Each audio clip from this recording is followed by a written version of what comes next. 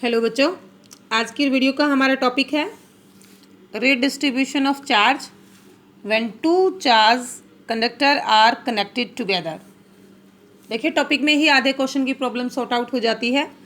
आपके पास दो charge conductor हैं, उनको आपने एक दूसरे से कनेक्ट कर दिया है। अब आप देखना चाहते हो कि उनका चार्ज कैसे रीडिस्ट्रीब्यूट होता है। तो आइए देखिए, जब ये चार्ज डिस्ट्रीब्यूट होगा तो क्या होगा, कॉमन पोटेंशियल कैसे बनेगी, चार्ज कैसे शेयर होगा और किस तरीके से रिडिस्ट्रीब्यूशन हेल्ड होगी। ओके, मान लीजिए हमारे पास एक ये कंडक्टर है ए और एक ये कंडक्टर है बी।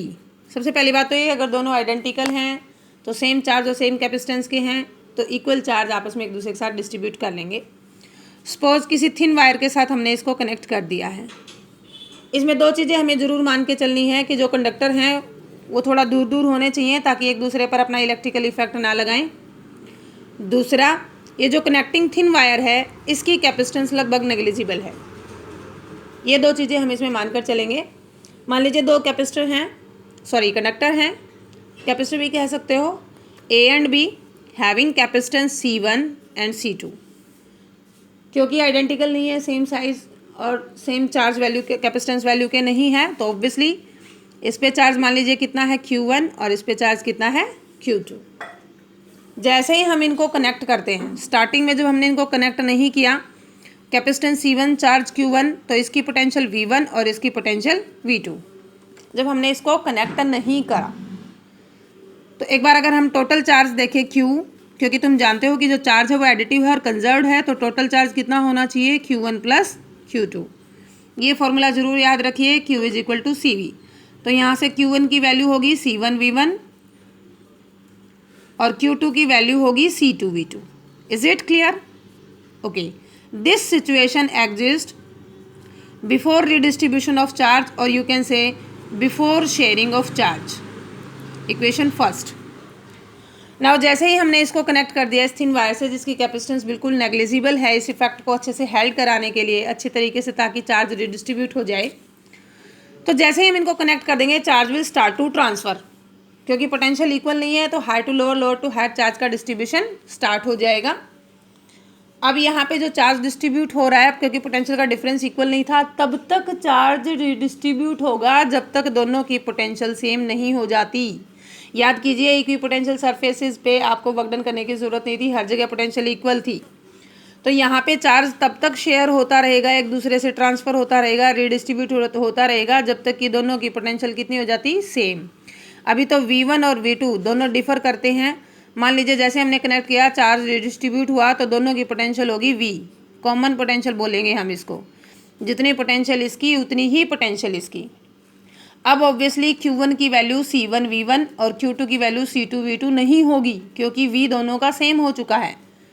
अब देखिए, आफ्टर शेयरिंग चार्ज या आफ्टर कनेक्टिंग या after redistribution of charge what will happen, total charge Q वो तो उतना ही रहेगा, Q1 प्लस Q2, लेकिन Q1 की वैल्यू चेंज हो जाएगी। यहाँ पे Q1 कितना हो गया, C1 into V, capacitance into potential, capacitance into potential. Equation number 2।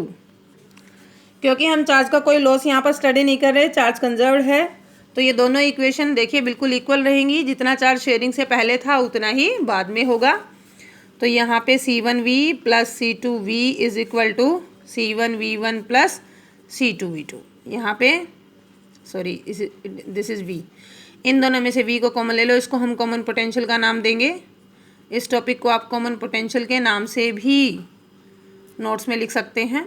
तो यहाँ पे V आ जाएगी C1V1 प्लस, ये न्यूमेरिकल सोल्व करने के लिए आपके लिए बड़ा मददगार होगा ये फॉर्मूला। तो हमारी टोटल कॉमन पोटेंशियल क्या होगी, C1V1 plus C2V2 upon C1 plus C2।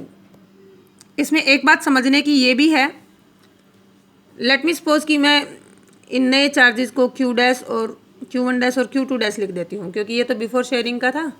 अब हम इसको Q1 डैश और Q2 डैश लिख देते हैं। तो आफ्टर शेयरिंग जो चार्ज डिस्ट्रीब्यूट हो रहा है फ्रॉम A टू B, उसमें Q1 की वैल्यू क्या है, Q1 डैश की वैल्यू क्या है C1V और Q2 डैश की वैल्यू क्या है C2V। अगर मैं इन दोनों की रेशो लूँ तो Q1 dash upon Q2 dash is equal to C1V upon C2V। V तो कॉमन था, कट गया।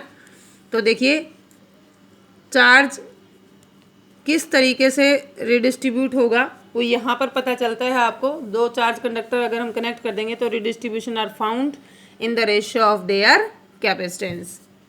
ये आपके किसी कंसेप्चुअल क्वेश्चन में या न्यूमेरिकल प्रॉब्लम में आपकी हेल्प करेगा। जितनी ज़्यादा कैपेसिटेंस होगी चार्ज उसी तरीके से रिडिस्ट्रीब्यूट हो जाएगा। Okay, this was the overall topic. Thanks for watching and keep watching and utilize your time with your books and with your notes. Thank you.